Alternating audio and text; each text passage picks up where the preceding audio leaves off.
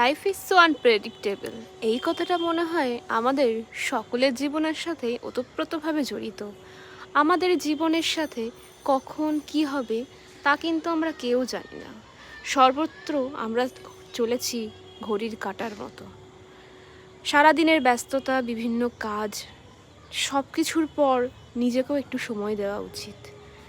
কেননা নাহলে তো আমরা ভুলেই যাব না যে আমরা বলেও কিছু আছি। সারাক্ষণ যদি আমি অন্যের আন্ডারে কাজ করতে থাকি, কন্টিনিউ নিজের কথা না ভাবতে থাকি, বয়স শেষে দেখব যে আমার জন্য সময়টা কিন্তু আর থাকবে না। তাই আমি চাই একটু একটু করে, হয়তো প্রতিদিন হয়ে ওঠে না, কিন্তু চেষ্টা করি যে একটু একটু করে যেন নিজেকে সময় দিতে পারি। জানি না পারবো কতদিন। আর নতুন একটি জীবনের সাথে আমি চলতে শুরু করেছি, আর একটি মাস এর অপেক্ষা। তারপরেই সম্পূর্ণ একটা নতুন বাড়ি, নতুন মানুষজন, নতুন সম্পর্ক। চাইবো সবটা যেন ভালো হোক। আমি আমার দিক থেকে সবটা সুন্দরভাবে গোছানোর চেষ্টা করব। তো ভাবলেই কেমন একটা লাগছে যে নতুন সব কিছু, যে বাড়িতে ছোট থেকে বড় হয়েছি, সবটাই কেমন যেন চেঞ্জ হয়ে যাবে। এটাই হয়তো মেয়েদের জীবন। চাইলেও তার বাবা মার কাছে চিরজীবন থাকতে পারবে না।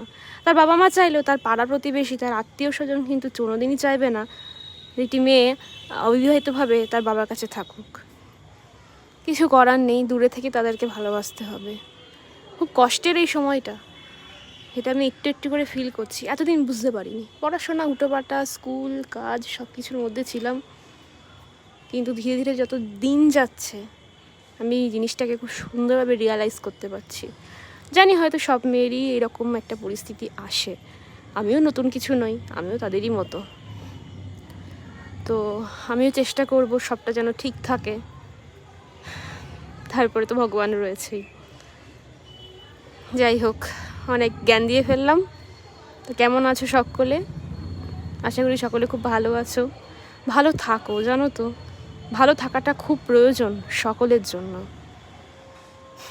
আর কি।